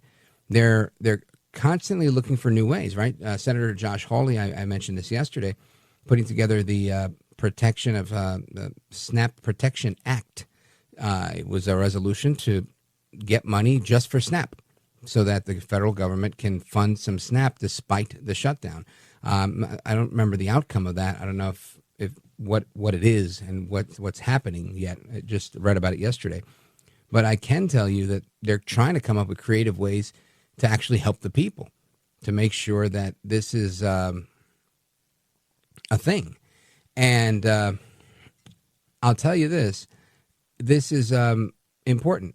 President Trump urging all members of Congress to do what they have to do, because ultimately that's what it is. And it's going to come down to the people. The longer the Democrats allow this to happen, somebody's paying the price, right? Somebody. And I think as time goes on, more and more people are going to realize it's the Democrats. People aren't dumb. And when you've got the people in CNN and other news outlets that have traditionally favored their friends on the left and kind of turn a blind eye, but many people can't sleep at night doing that in this situation. First, it was soldiers that weren't getting paid. Now it's this SNAP issue. People don't want to do harm to people. Most people don't wake up in the morning and want to hurt their neighbor. And that's what ends up happening. So what ends up happening here is this. We let the people decide. We let the people put pressure on their representatives and let them know, hey, look, you want to get reelected? You're going to have to open up this government. And they can't play the blame game forever. It will not work. Jenny, thank you for your call. I thank you so much for your concern and for listening. Amigos, we're coming right back. This is America at at Night with Rich Valdés.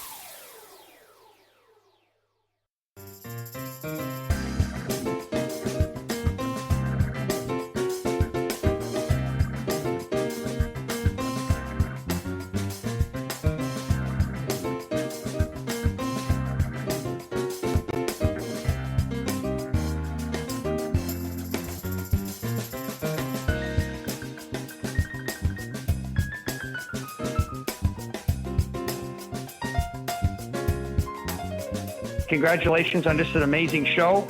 I know you've worked so hard in the industry and nobody deserves it more than you do. So I'm happy to see you really succeeding here. It's awesome. America at Night with Rich Valdés.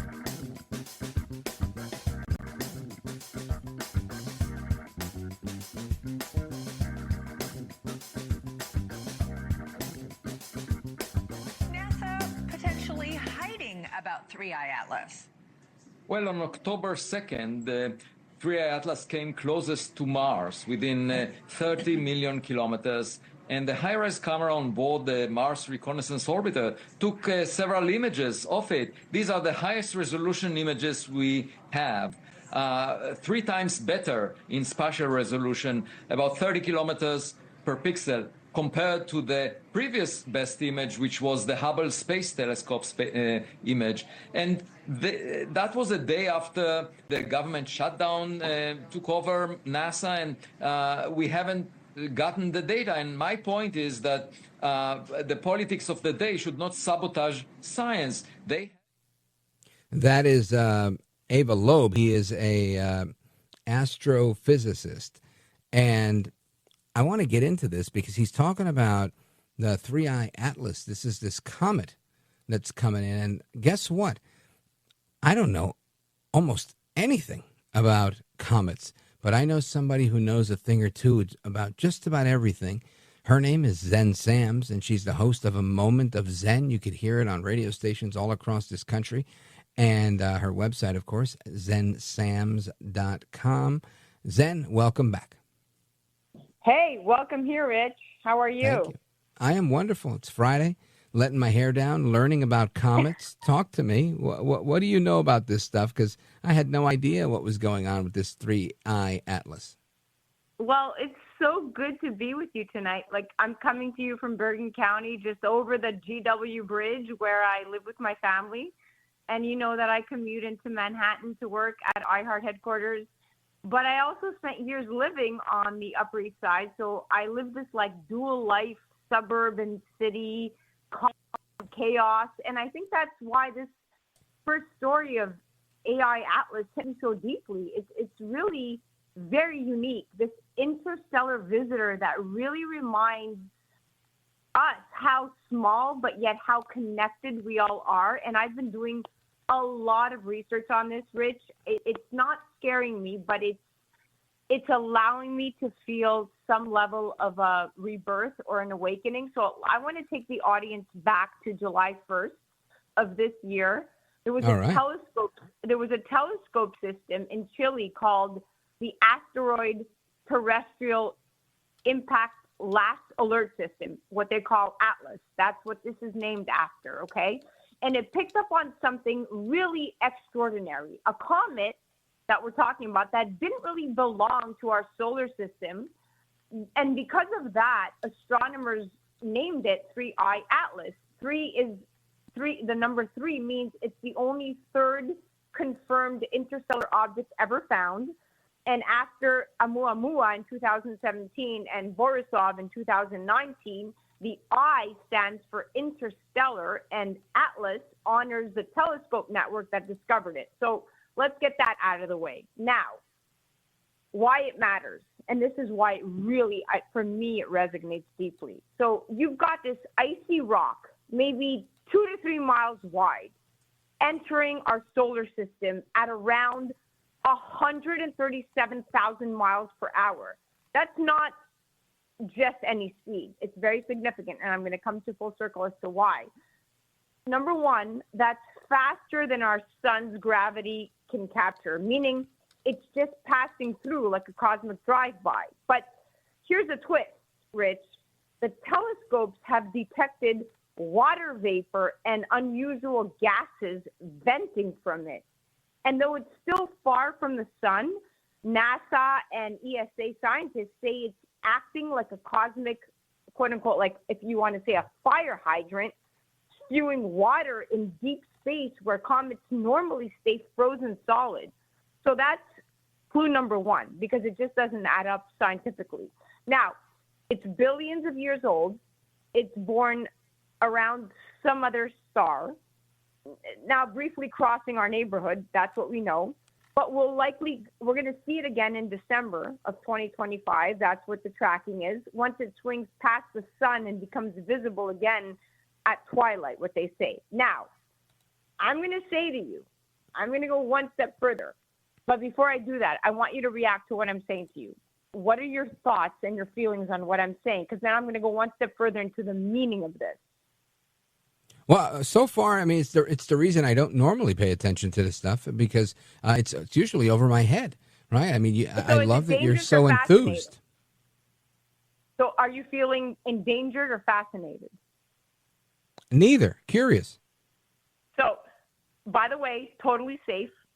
It's not coming near Earth. So let's put everyone's... so it's just something we can see. Right. But the fascination is real. When I first read the headline speed at 137,000 miles per hour, it gave me chills. Because in physics, Rich, there's a famous constant called the fine constant structure. It's basically 1 over 137. It's a dimensionless number that basically describes how light and matter react.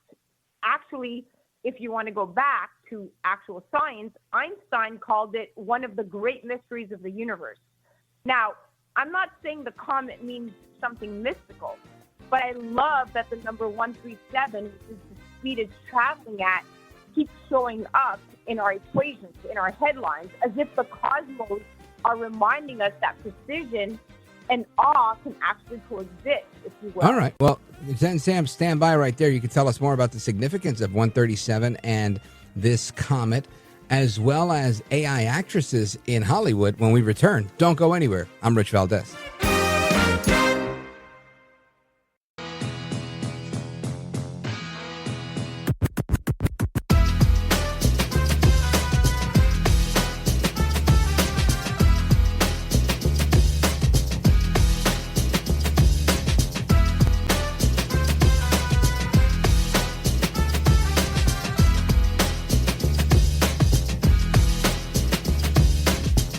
Listen to you, Rich, all the time. America at Night with Rich Valdés.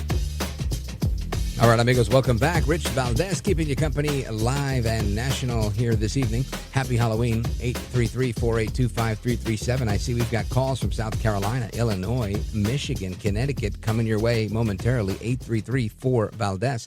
But first, we come back to our guest, Xen Sams. She's the host of A Moment of Xen on radio stations all across the country.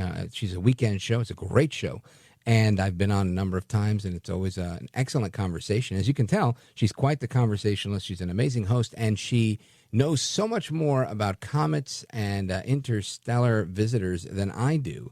Xen Sams, take it away. You were explaining to us the significance of 137, and we need to put a pin in the comets in order to get to the other topic so that we stay on track. But I'm really curious, what's going on here? Well, you know, it goes further because the Hubble and NASA brief, they put it at, you know, different chemistries that for me, I mean, I truly have to think that, first of all, I'm going to go back. Before we even go back into this interstellar three-eye atlas that we've been talking about, I'm going to ask the audience, have you been feeling a pressure in your neck? Have you been feeling insane migraines? Have you been feeling tightness in your chest? This is all something that is correlated, and it's not just, hey, we're living a moment that is inexplicable. There's actually interstellar connections that tie us all together, and however we're feeling right now, I will say that it really ties back into what's happening with the cosmos, without a doubt. I mean, it would have to be, without a doubt, right? So what I'm saying is, in this particular case, as a mom, as an actress, as a personality, navigating like really between my Bergen County and my Manhattan life, imagine telling your child that something from beyond our star system zoomed past us. I mean, it reminds us that we're part of something really far bigger. And as a media creator, I look at the number 137, the speed at which this thing is traveling at. I think of it as the fine structure constant, which is A equals 1 over 137. You guys could Google this. It's a foundational physics number about the electromagnetic force. And I'm not claiming the comet encoded that number, but the resonance invites wonder. And that's all I'm saying. Wow. It positions us as participants in really a grander story. So tonight, Rich, I invite our audience to really ask, what visitor in my life am I overlooking? What story passed by because I was too busy? So, Well, it's I'm almost wondering- like, I'm wondering. that's what I'm saying. Well, I'm wondering what the this Ava Loeb was suggesting, that these might be aliens, is what I gathered. Do you agree with that? So I'm going to go one step further, and I'm going to disclose something that I have not disclosed to anybody because I haven't let it go live yet. But as on our show, A Moment of Xen, and we're nationally syndicated, we have interviewed remote viewers from the CIA, and we know for a fact that remote viewing is a thing. It's an actual thing. It's not hyperbole. It's not boohoo boohoo. What does that mean? I have no idea what remote viewing. Does that mean like I'm zooming, like I can see something from far away? It means it's telepathic. You are able to tap into scenarios remotely as a viewer telepathically. And the CIA and our audience can Google this. Remote viewing has been a thing since the 50s and 60s with the CIA. They have actually, I've interviewed, and the interview will be released on our show, A Moment of Xen, in 2 weeks.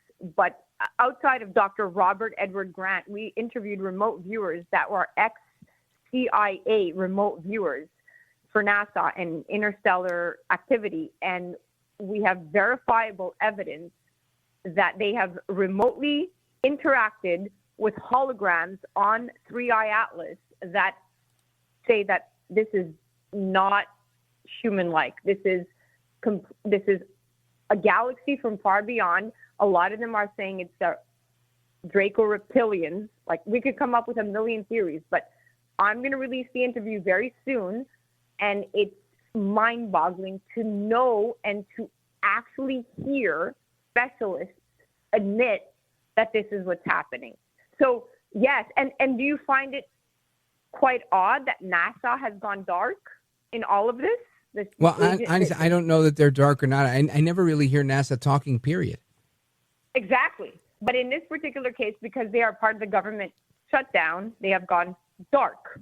Oh, how convenient is that? You know what I mean? So all I'm saying is that this object that's functioning in a capacity where there's CO2 emissions, and it's functioning in a way where it's not like it's just your regular comet.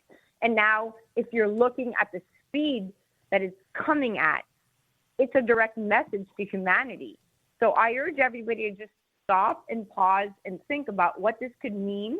And it's not fear. It really is not fear. It's truly just, as a mom, I'm asking people tonight to just reflect, because there's something happening in the cosmos, and I truly believe that there's an awakening. And if you look at the Samaritan law, there's actually scriptures written that in the year 2025, this object, this interstellar object, in the exact description that they're defining it coming to us, in the hieroglyphs, in the pyramids, it's been written that it's coming this specific year. It's all verifiable. This is not me just saying, hey, look, this is some kind of, No, I have no doubt. When it comes to these things, Xen Sams, for me, it's just one of those things where I'm like, I don't know, is that something I can bet on? Do they sell crypto for that? My brain just doesn't really wrap around these things, but I think it's a pretty fascinating thing. Now, we're down to the wire on time. I want you to tell everybody how they can learn more about your show, and where do they go to hear your interviews on this stuff? So you can all head to A Moment of Xen, and it's across the stage, Xen Sams with an X, Xen Sams. We're live across 710 WR, iHeartMedia. We're live in LA. We're live in Louisiana. We're live in Dallas. We're live all over WNEW HD3 FM, tri-state area. If you just Googled A Moment of Xen or Xen Sams with an X, you would come to find all of this. And more importantly, there's AI taking over our world. So at some point, we should talk about that too, Rich. Absolutely. Xen Sams, check her out at her website, Xen Sams, or at Xen Sams on all the social media. I follow her, and she covers some amazing topics. Her show's every Saturday night. Make sure you check it out on one of those stations. Xen Sams, I want to thank you for being here. We're going to add physicist in training to your list of accomplishments. My best to Brad and Alexa and the rest of the family. Godspeed to you, Xen. Thank you. Love you too, Rich. Bye. Bye. And amigos, your calls, thoughts, and opinions are coming up right now. Open Phone America, 833-4-VALDEZ. This is America at Night with Rich Valdés. Call now, 833-4-VALDEZ. That's 833-482-5337. 833-4-VALDEZ. That's Valdés with an S.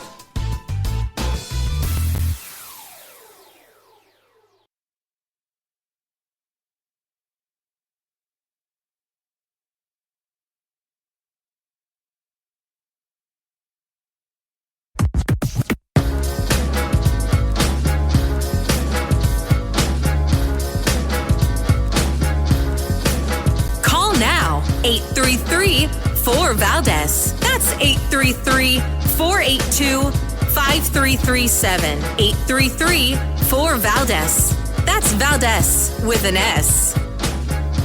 All right, amigos, welcome back. It's Rich Valdés. It's Halloween night. We're doing all sorts of crazy topics tonight.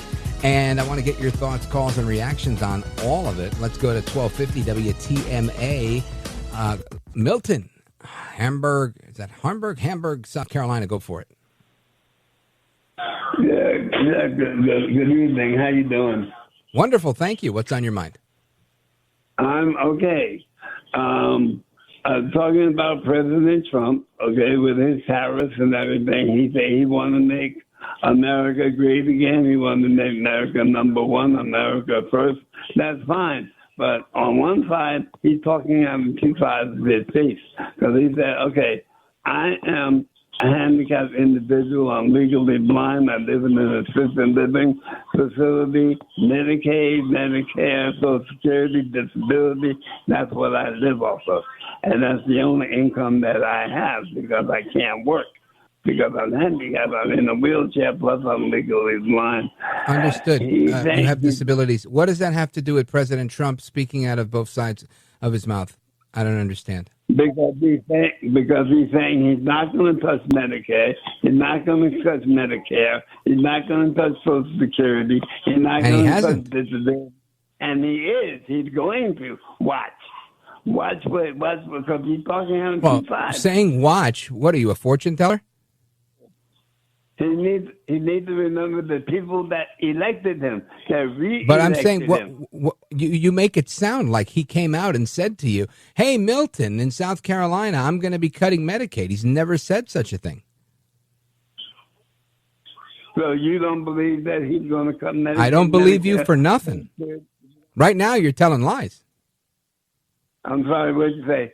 I said, right now, you're telling lies. No, I'm not telling lies. I'm telling my. How could you make a case to me? Well, your opinion is not truthful. You can say, look, I don't trust the guy. I don't think he's going to do it. You just watch as if you have some sort of proof. You've got nothing. Okay, I hear where you're coming from. And this, I wish you the best, Milton. Thank you for the call. I don't get it. I don't know if it's a full moon tonight. What a weird night we are having today. Let's go to Tim, Springfield, Illinois, WTAX. Go for it. Hey, Rich. It's Tim in Taxland, J.B. Pritzker's home. Oh, my God. Anyway, sorry to hear it. Yeah, it's getting really insane. And I mean, they quit reporting how many murders happen every weekend in Chicago now, but it's the same as it ever was. It's insane. Yeah, it's but very sad. anyway, I wanted to talk about something. In 1965, I was 7 years old, and the best memories I have is running home from school at lunch to listen to Paul Harvey. And, I mean, that was big for us. We ran 7 blocks just so we could catch the last couple minutes of him before he went, Paul Harvey, good day. And he played a broadcast like April 3rd, 1965, and the 3rd's coming up here in November. That'd be 60 years and 6 months since he broadcast his If I Were the Devil, and he had a wonderful speech. It's not very long. You know something, Tim? I've heard this before. Matter of fact, I read it one time, and I played it a second time. I played it on my show, and I read it once. I had just found it probably around 2017, and I remembered it. I was talking with somebody I was hosting the Mark Levin show, and somebody mentioned something like, the way to subvert democracy in this country is to, destroy it from within, quoting Lincoln. And Lincoln was, of course, quoting the Bible in many ways. And it came to mind. So I printed it out and I read it on the air. And I got such a great reaction from it because Paul Harvey was really just probably one of the absolute greatest of all time when it comes to radio commentary. And now you know the rest of the story. I mean, the guy was truly brilliant. But yeah, If I Were the Devil really was an amazing one. And I wish I had the time to play it tonight. I don't. But I promise on Monday I will try to include it sometime next week for sure. Thank you for your call, Tim. I appreciate that. And good luck with your neighbor, your chubby neighbor, J.B. Pritzker. I want to continue here. Let me see. Where are we going? We're going to go to Gary. Gary's in Ridgefield, Connecticut, WLAD. Gary, go right ahead. You're on with Rich Valdés. Hi, Mr. Valdés. Thanks a lot for taking my call. Yes, sir. The first thing I want to tell you is thank you so much for sticking up for Curtis Sliwa. Amen. I've had the greatest respect for that guy ever since I remember when he started the Guardian Angels, and I just thought, what a fantastic thing to do, and what kind of a person would have the wherewithal to do something like that. And he was a young guy too when he did that. Mm-hmm. I'd like to try to say something in his behalf. Everybody that's getting ready to vote, I think, has an interest, probably a strong interest in a strong economy, health care and medicine, and the hope for a peaceful future. Well, Nobel Prizes are given out in economics, medicine, and peace every year. Right. And China and Russia, representing socialism in the subject of economics, have been awarded 1 Nobel Prize. The United States, representing capitalism, has received 47 Nobel Prizes. In medicine, China and Russia have received 3 Nobel Prizes. The United States has received 106 Nobel Prizes in medicine. In peace, China and Russia have been awarded 3 Nobel Prizes. The United States has been awarded 28. And the one prize for peace that China was awarded went to a guy named Liu Xiaobo, who was an imprisoned... Well, I think we're getting the flavor. I don't have time to get into all of this, but it seems like you're making the case that the free markets rule the roost. Is that fair? Yes. Zoran Mandami represents socialism. Curtis Sliwa in the United States represent capitalism. I think this is a pretty clear validation that capitalism is the superior system. Oh, yeah, and the one that's lifted more people out of poverty than any other in global history. Gary in Ridgefield, Connecticut, WLAD, thank you for saying what you said. I appreciate it. I will stick up for what I think is right and true any day of the week. In this case, it happens to be Curtis Sliwa, who I personally know to be a very decent individual, despite, the slander and the mudslinging and everything that's being said about him. I think he'd be a fantastic candidate. A fantastic mayor. I think he's been a fantastic candidate. And for those that think he's a flawed candidate, I would just say you're just not looking You're just not looking. You're looking for what was. It's the same thing they said about Trump. Oh, he's not presidential enough. Oh, he's too much of a caricature from TV. He's a reality TV star. He's from TV. He's the, this whininess. Look at the amazing job Trump is doing. You got to give people a chance. Sometimes you got to go away from the career politicians. Thanks for the call, brother. Coming right back. I'm Valdés. This is America at Night with Rich Valdés.